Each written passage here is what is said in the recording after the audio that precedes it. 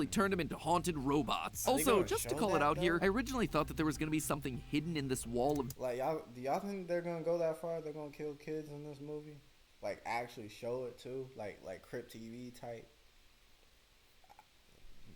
I wouldn't be surprised, bro. But at the same time, I'd be like, ooh, man. Y'all think? I don't know if they're gonna. I don't think they're gonna do that. But like,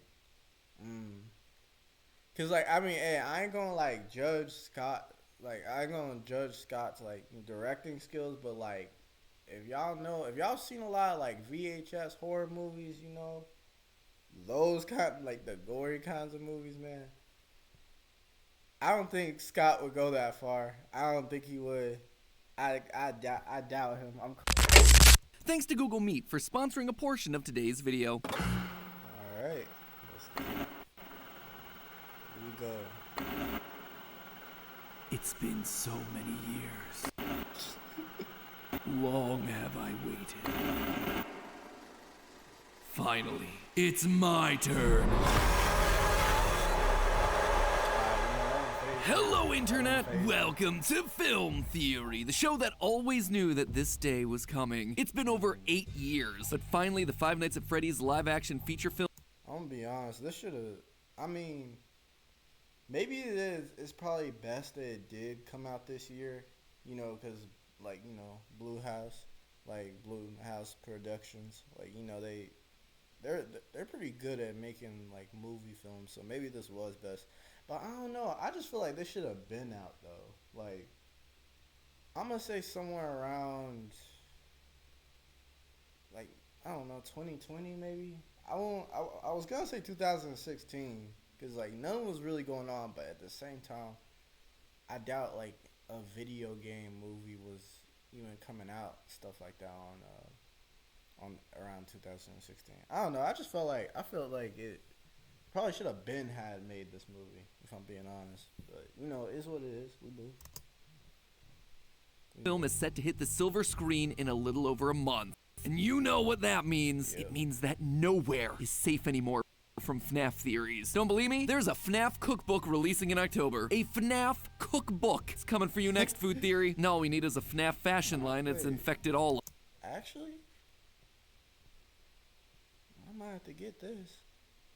Who knows? Me and my mother can probably do some recipes with this. Of us. Oh, my sweet Yeah, stars, I what love have I these. done? That's But for as really, like, satisfying one of as it my is for Film top Theory to most take favorite another foods. toy out of the toy box at Game Theory and Top claim it food. as our own, see also Sonic, Mario, and Last of Us in this year alone, in all seriousness, we are way overdue for a theory breaking down our predictions for this movie. And believe me, there is plenty to talk about. If you're on YouTube and you somehow missed the phenomenon that is Five Nights at Freddy's, how? Like, genuinely, how? I need to know your secrets. This series exploded about a decade ago, with every Let's Player on the platform screaming their heads off over the haunted animatronics hunting us down in the ruins of a dilapidated pizzeria. But while the scares certainly got us started, it's the story that's kept us going. What's helped the series persist for as long as it has been its incredibly mysterious story told through scraps of information and obscure environmental details. Heck, 60 episodes later on Game Theory, and we are still trying to decode this thing. Really? It's only been 60? Feels like they've gotta be 100 at this point. Yeah, And this that's new what I'm FNAF movie saying. seems to be Y'all staying been- true to y'all the been going franchise's that for a roots, long not in terms of the lore necessarily, but in terms of the cryptic storytelling. There is a ton of information packed into the few short minutes of trailer footage that we've seen so far. Enough that Hold on, y'all, because I'm getting a little bit buggy. ton of information packed into the few short minutes of trailer footage that we've seen so far. Enough that I believe we can predict the entire plot of this new movie, right down to the shocking twist ending that's gonna leave you devastated. Here's a hint. If you think this movie has itself a happy ending with everyone smiling and living happily ever after, then clearly you have not been paying attention. So today, Film Theory does what Game Theory's never been able to do: solve this franchise. And we're gonna do it before the movie even releases. Like, I ain't gonna say y'all haven't solved it, but I mean, let's be real. We've, like, throughout the years, like, I think it's just been guessing. Like, everyone's been coming up with theories. Like, bro, I had, like, beforehand, like, I feel like, yeah, they had, like, different timelines throughout the games. Although I could be wrong, because, like, I used to come up with a theory on how, like, those kids that killed the crying child, like, you know, in the Fredbear, I used to think those were the kids that died. Like it felt like a good theory. Like the kids that killed one of William's sons. You know, William was devastated, so he lost it.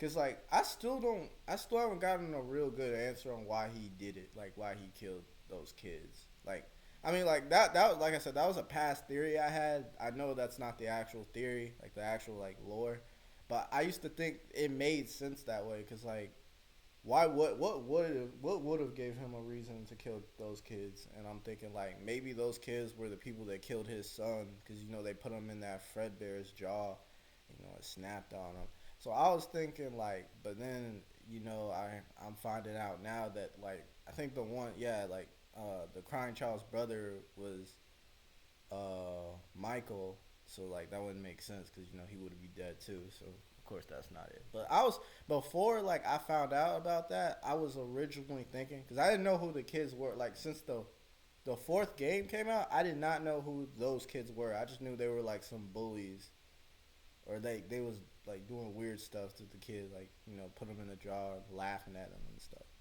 I just thought they was just some punks, if I'm being honest. But like I used to think that was the lore, like those were the kids that like killed his son, so you know purple guy lost it and he killed them, you know, stuffed them in a suit and stuff. That's what I thought, but I don't know, cause like, you know, everyone had like different theories. And you know, that was one of my theories. That's how I thought the story was. But when they kept coming out with like Sister's Location and like, you know, all these other games, it threw me off. I just didn't know at that point.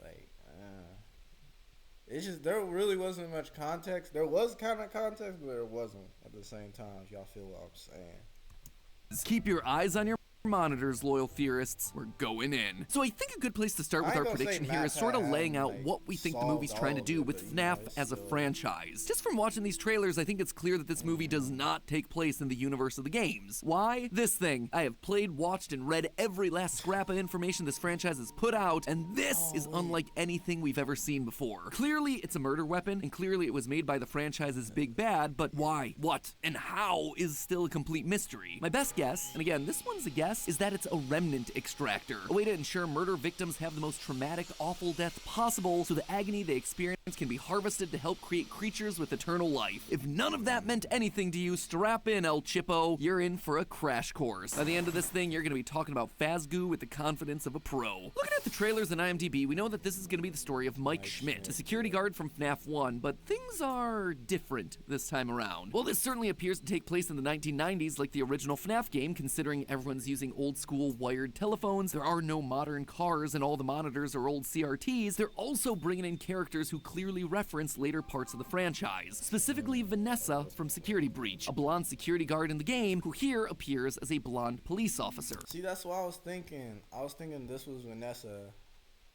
but then I was thinking like maybe they're not actually going by the story, because like, you know, there's also the book one, which is like a different lore.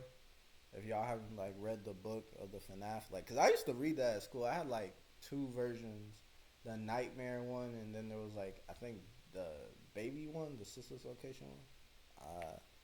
But I used to have like two books of those, and basically like I would read it throughout my middle school years.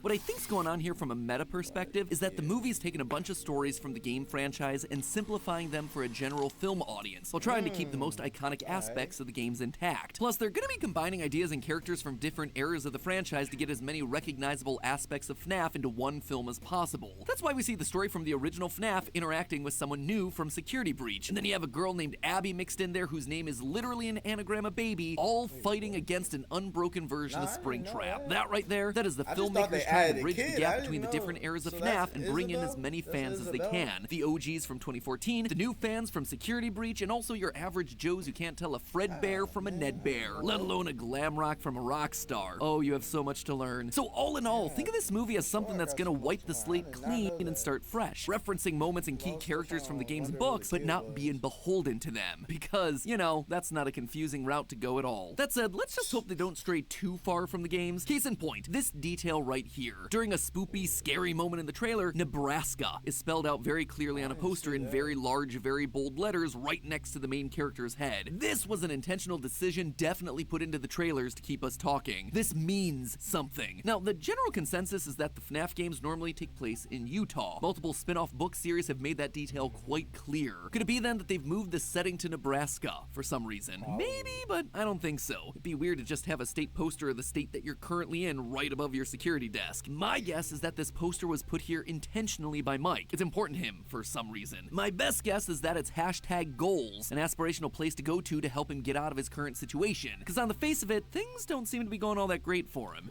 Bro, I thought he was gonna say something like, if y'all don't know, like, you know, the Bill Cipher hunt from Gravity Falls, bro, that used to go crazy. I was thinking, like, I don't know, Scott was gonna do the same thing, because, like, as soon as, like, MatPat mentioned something about Nebraska and stuff, like, what? Like, they had, like, they're gonna show, like, a pizzeria there somewhere or something, like, to explore. Like, I think that would be cool. Like, and honestly, yeah, I wouldn't even blame Scott for, like, adding, like, putting all the characters from, like, the different games inside, because, like, this is probably a one-time chance. This is, like, probably the only FNAF movie we're gonna get, like, besides those, like, you know, knockoffs. I ain't gonna lie. I mean, y'all can hate all y'all want, but I thought Willy's Wonderland was actually, like, an awesome movie. Just because, like, it was something funny. Like, you never would think, like, because you would think, like, a normal dude, would they just run if they see, like, a animatronic? Nah, Nicholas straight up, he was pretty much just he was beating them up, man. But yeah, I don't know. I wouldn't, like, this is gonna probably be the only, like, FNAF movie we're gonna get. So, you know, you just gotta be grateful for what you have, man. It's just, I wonder what kind of lore this is gonna be for the FNAF community. It looks to me like Mike and his family have fallen on some hard times. First off, we don't see his parents in these trailers at all. Though Mike's father has been cast, I'm gonna guess that he's only here for a flashback scene, considering he doesn't look too much older than Mike's actor Josh Hutcherson. Additionally, we see that Mike and his little sister Abby are living in a small house with an average car, and Mike is looking for any job that he can get. I was just calling to see if that job that you offered was still available. I will take anything. We later see Mike bringing Abby along with him while he's working, implying that this is probably their only option. They can't afford a babysitter, and if there were parents at home to take care of Abby, why would he be bringing her to his night shift job? So Nebraska might be a symbolic place of freedom for Mike, a place to escape and finally be free. More or less, though, I believe that the setup for the backstory of the FNAF movie is gonna align with that of the first game. Freddy Fazbear's Pizzeria was a popular arcade and food chain represented by its 4 iconic mascots: Foxy, Bonnie, Chica, and Freddy. However, they're not the only ones here. It seems that some of the children encountered another animatronic, a large yellow bunny rabbit that's separate from the other 4, as we see in a drawing here on the wall from this shot. This was a costume used by the owner of the establishment, William Afton, an outfit that he would use to get closer to the kids, which honestly is creepier in a movie than it was in the games. You know, just your typical yellow bunny friend holding hands with 5 kids, which, when you're talking in horror movie speak, is code for he killed those kids, stuffed them into suits, and eventually turned them into haunted robots. Also, just to call it out here, I originally thought that there was going to be something hidden in this wall of... Like, do y'all think they're going to go that far? They're going to kill kids in this movie? Like, actually show it, too? Like Crypt TV type? I wouldn't be surprised, bro. But at the same time, I'd be like, ooh, man. Y'all think... I don't know if they're going... I don't think they're going to do that. But, like... Because, like, I mean, hey, I ain't going to, like, judge Scott... Like, I ain't gonna judge Scott's, like, directing skills, but, like, if y'all seen a lot of, like, VHS horror movies, you know, those kind, like, the gory kinds of movies, man, I don't think Scott would go that far. I don't think he would.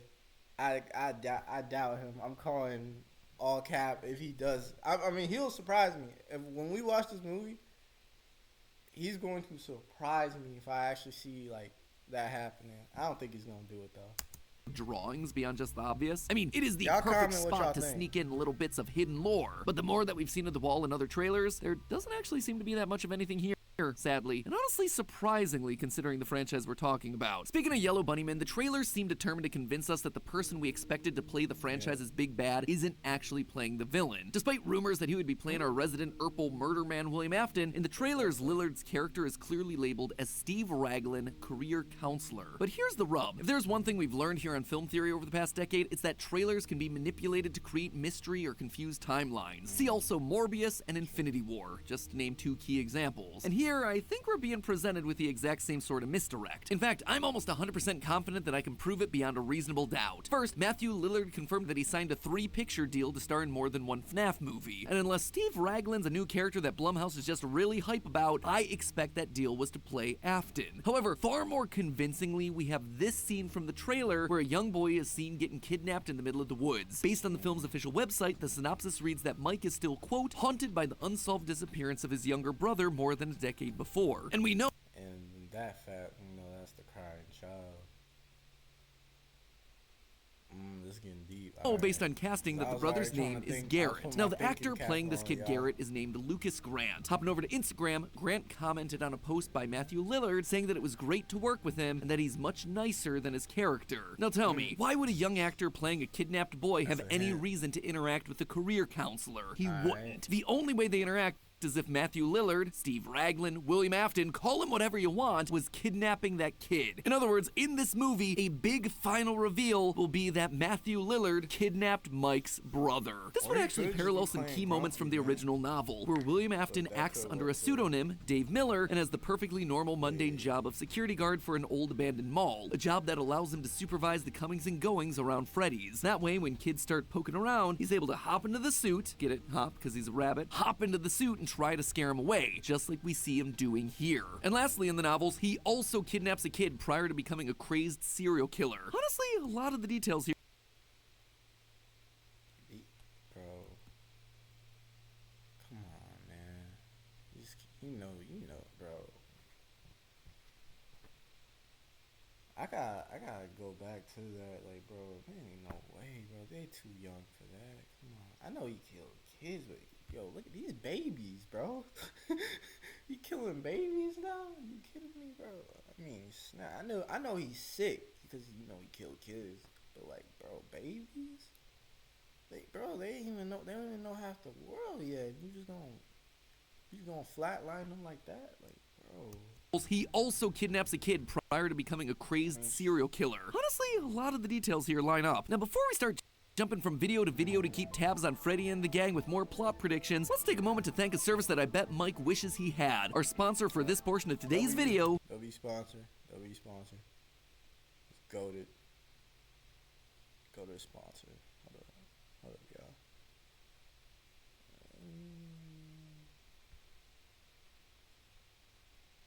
Alright, here we go.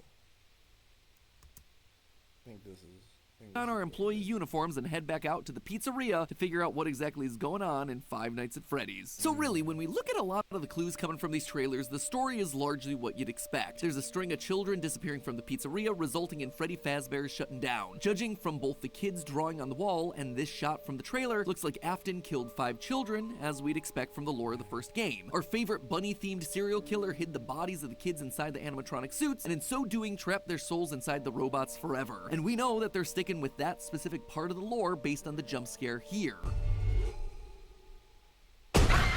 It is so good every time I see it. Children's hands popping out of animatronic mouths. Not only is it terrifying, it tells us that he definitely hid the bodies inside there. But now recently, people have been poking around the old abandoned pizzeria. As we see in the most recent trailer, some small-time criminals break in, intent on robbing the place and trashing it up for fun. I believe that sequence is probably going to be the beginning of the film. These characters breaking in before they're met with a terrible fate. The possessed animatronics come to life and kill them as they're mid-crime, not only showing the audience early on that these things are terrifying, but also creating a giant problem for Afton, who now risks having more terrifying. Bro, look at this. This guy got, fate. The possessed animatronics come to life and kill him as they're this guy got hit. Is that the cupcake? Yeah, just going out that way kind of seems hilarious. This guy died by a cupcake robot, but like, man, he like Chuggy size. If we being real, man, he could have caught that and probably threw it back at her, but I digress. Probably couldn't, you know, because they metal machines. Mid-crime, not only showing the audience early on that these things are terrifying, but also creating a giant problem for Afton, who now risks having more people poking around his old murder den. Hoping to prevent future break-ins and deeply uncomfortable questions about his past, Afton decides to hire a security guard to keep an eye on the place during the night. His first option doesn't exactly work out all that well, but not to be deterred, our plucky mass murderer tries and tries again to find someone who'll keep the building safe. Enter our main character of the movie, Mike Schmidt. Mike will do anything for cash. Based on these two shots from the first trailer here, we know that Mike has a history of working as a security guard, but likely he got carried away in a previous role, resulting in him getting fired. Desperate for cash and with no one willing to hire him, Mike takes a job as the night shift security guard at Freddy Fazbear's, bringing his sister Abby with him. Seems like things aren't too strange starting off. Though it's certainly creepy, they explore the pizzeria without much of an issue, until of course there's a knock at the front door. Mike goes out and meets Vanessa, a police officer with a strange interest in the building. In fact, she seems So, if MatPat's saying that guy ain't it, who else could it be? I mean, it could be the security guard, since that's Vanessa, you know, y'all know from Security Breach, or yet again, I'm thinking there's, like, maybe more than one, because, you know, animatronics are clearly, like, not a lot of people gonna disagree with me on this, but, like, I mean, y'all, they're trying to kill Michael and turn the kid into, like, an animatronic through the most, like, gruesome way possible, y'all. And if that isn't bad, yo, y'all smoking on something. 'Cause, like, personally, like, that, it seems like, I know they're you know, they're ghost kids, haunted, but, like, bro, come on now. It's them or us, bro. They want to kill you, bro. They do not, like, even when you try to help them, I'm pretty sure that even the fandom made it clear how they still go after you. Because I don't know if they mistaken you as him, like, you know, the purple guy. Because there was that theory where, like, they don't know that it's someone else. They keep thinking it's the security guard because, you know, the outfit. But, like, Mike Schmidt wasn't even really wearing it like that. Like, look at him. And, like, even the sister, they said, like, they want, like, Vanessa said herself, they want, like, her to become one of them, and she ain't wearing no officer suit. So in this scenario, it seems like they just kill they body whoever's in the restaurant. So I don't know. Like, it seems like we got two enemies, of course, like two enemies in this movie. to know a lot about Freddy's. In the 80s, kids went missing. The police searched Freddy's top to bottom. They never found them. That's why the place shut down. Looks like somebody watched our complete timeline. Soon, as creepy occurrences start happening all across the pizzeria, Mike realizes what he's gotten himself into. There are ghost children possessing giant robots. Thanks for the heads up. And here's where the stakes get higher. Obviously, the animatronics are going to pose a danger to both Mike and Vanessa, but their well-being isn't going to be the only thing on the line during this movie. Throughout the trailers, we see shots of Abby going off to explore the pizzeria alone and ultimately hiding from Foxy in the ball pit. Let's just hope that she doesn't time travel. In all seriousness, though, somehow Abby will befriend the animatronics, especially the leader, Golden Fredbear, a character that, you'll notice, never appears anywhere except for in shots with her. Why does she befriend them? Or rather, why do the animatronics choose to befriend Abby? Well, What do they want? They want to make her like them. yep, the animatronics want to add another member to their ranks, and that is going to be the big driving factor for this movie. Mike and Vanessa are going to rush to try to solve the mystery of the kids' disappearance and put their spirits to rest, hopefully with plenty of time to save Abby. The scenes where we see Mike interacting with the kids outside the pizzeria, I believe that this is where Mike is trying to put the pieces together and is speaking to the spirits in something like his dreams. Of course, William Afton does not want this to happen and has to get himself physically involved, disguising himself in his old Springtrap costume and chasing Mike and Vanessa around in an attempt to silence them in the big scary action set pieces. Afton will likely capture and injure Vanessa at some point, considering that we see a yellow rabbit hand grabbing Vanessa's neck here and Mike sitting by Vanessa in the hospital looking concerned. So that's the main setup for what I see happening in the movie, but what about the big twist? There's always got to be some sort of a big twist in Fnaf. Well, I believe that it comes with the identity of some of the spirits. You see, we actually get a pretty good idea of which spirits possess which animatronic bodies from this shot in the trailers. It's pretty obviously telegraphed. Bunny ear kid is Bonnie, redhead with pirate claw is Foxy, the girl wearing all yellow is Chica, and the boy with the top hat is Freddy. As for the last kid though, well, the obvious thought was... Ooh. Wait, 5. Yeah, like, what do you mean? Yeah, that's Goldie. That he was going to become the mysterious Golden Freddy. I think that's what I and everyone else assumed when we saw that first trailer. But now... Oh, wait. the puppet? Because y'all know the puppet was secretly in the first one. I mean, in the second one, I thought the puppet was always in the first game, but they were just hidden somewhere. Like an Easter egg.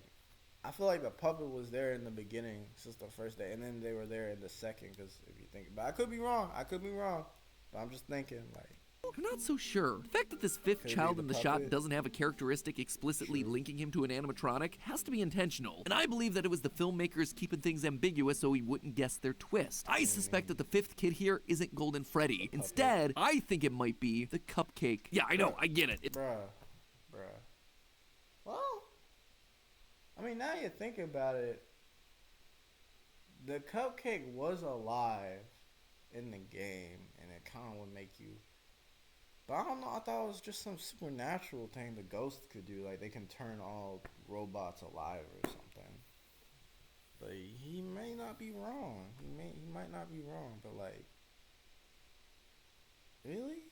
It sounds ridiculous, but hear me out on this one. In the latest trailer, we clearly see Cupcake moving around independently and attacking someone without Chica's help. My initial gut thought to this? Well, that's kind of stupid, to be honest. Like, does Chica's soul transfer down into the Cupcake alone for remote attacks, leaving Chica soulless for a while now? Or can a spirit divide itself and act on different parts of the character at different times? You know what? I'm not sure. I don't have a good answer for it, but I do think that this would open up an incredibly dark and compelling twist on Golden Freddy. Remember, these 5 kids who disappeared at Freddy Fazbear's in the shot aren't the only kids that have gone missing in this story. We still have ourselves Mike's missing brother Garrett, who we talked about earlier as the kid in the back of the car, likely being carted away by old Billy Afton up in front. I mean, in this franchise, it would be shocking if someone kidnapping a child wasn't William Afton. Anyway, why do I think that this is actually the moment that we see Mike's brother get kidnapped? Well, again, we turn to actor Lucas Grant and Instagram, where we see this post of him hanging out with another child actor named Wyatt Parker. Parker even calls Grant his best bro, an interesting choice of words considering that Parker was cast in the film as young Mike. 2 twin brothers, one who gets kidnapped. Almost a one-for-one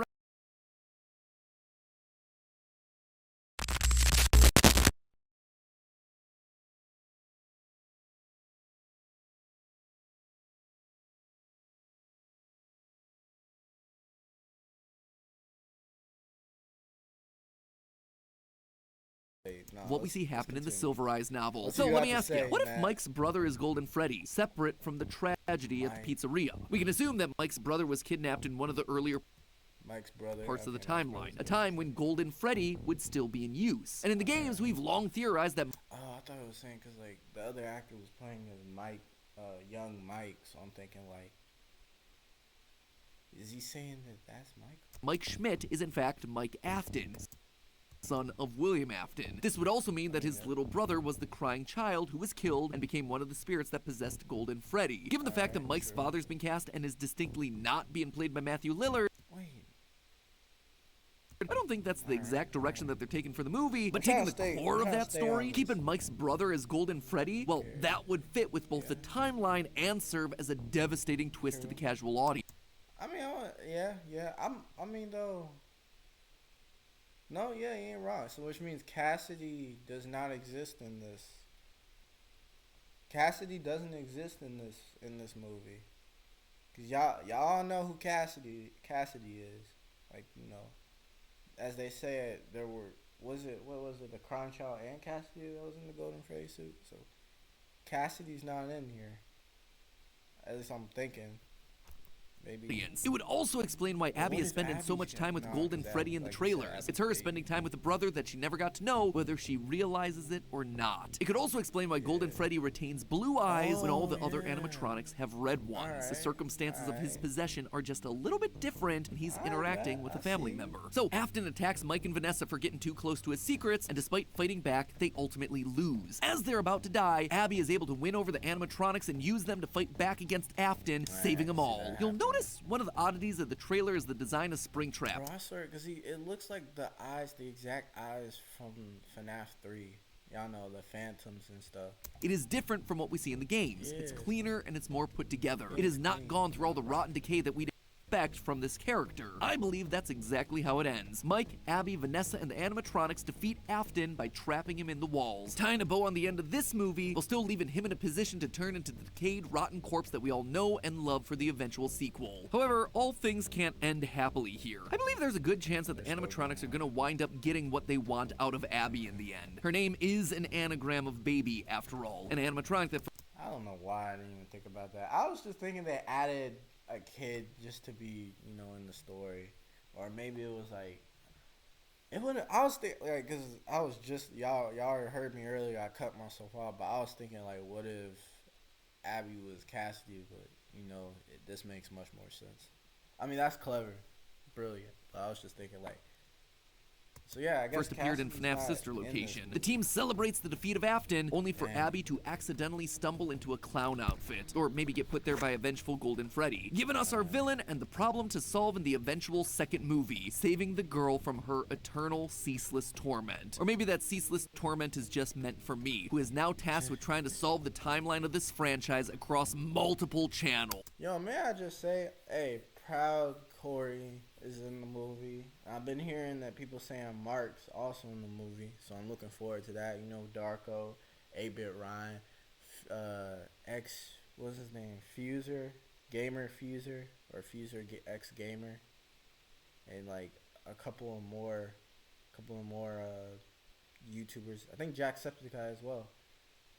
But my thing was, why isn't Matt in there? Like, I didn't see anything. I feel like, bro, he's been carried. Like, if we being honest, like, even when the games came out, like, from the beginning, like, bro, Matt, game theory has been a thing. Like, that's basically carried and boosted up the FNAF's legacy. If we being honest here, I'm surprised no one said anything about him being in the movie.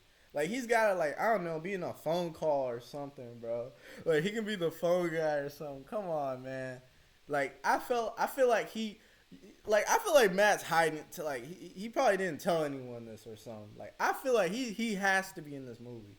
He has to be, bro. He's been doing this for how long, y'all? Come on, man. Even Scott, bro, I bet you even Scott watches his videos. Like, come on, bro. Y'all please tell me y'all put him in there. Or at least, like, if y'all are gonna make a sequel, bro, y'all gotta add my boy MatPat in there, bro. He's steady beyond these theories, y'all. I swear. Truly, the animatronics have taken another victim. But hey, that's just a theory. A film theory. Yeah. And cut. The cupcake.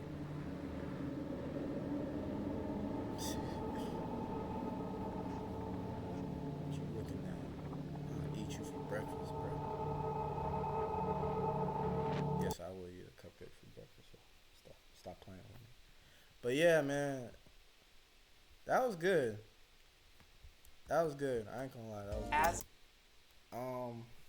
Any thoughts though? I'm trying to think of any thoughts. No, like that theory ain't too far off what he's saying. I was thinking at first he was gonna say something like when he pulled up the actors, like, you know, young Mike as one of his friends, his bros, you know, Garrett's bros, played as, that I was thinking, like, what if it's reversed? Like, cause I'm not thinking it's fully like the game story lore, cause, you know, they fitting everything in there, so it's like jumbled up. So I'm thinking, like, what if it's reversed and Mike, like, and, like, you know, Mike's brother, which is actually the crying child, switched his name to Mike, which is kind of messed up if you think honest, if we're being honest. And I don't know, maybe I'm thinking too deep into it. That's probably not it. But, like, I don't know. I'm trying to brain blast here, y'all. What y'all think? Honestly, I don't even know. I think that could, like, I can't see any, like, loopholes through that. But I'm just thinking, like, is Cassidy not, because, you know, Cassidy's also Golden Freddy, y'all. But that's game-wise. So, like, I guess Cassidy's not canon in this universe, in the movie universe, or is Cassidy gonna be, like, in the future? We don't know. We haven't watched, like, no one's watched the movie yet, but I'm telling y'all this, I cannot wait until it drops, bro. I'm gonna be in the theaters watching this, bro. Or like, and then I'm probably gonna show my sister this because like, bro, she has to watch this.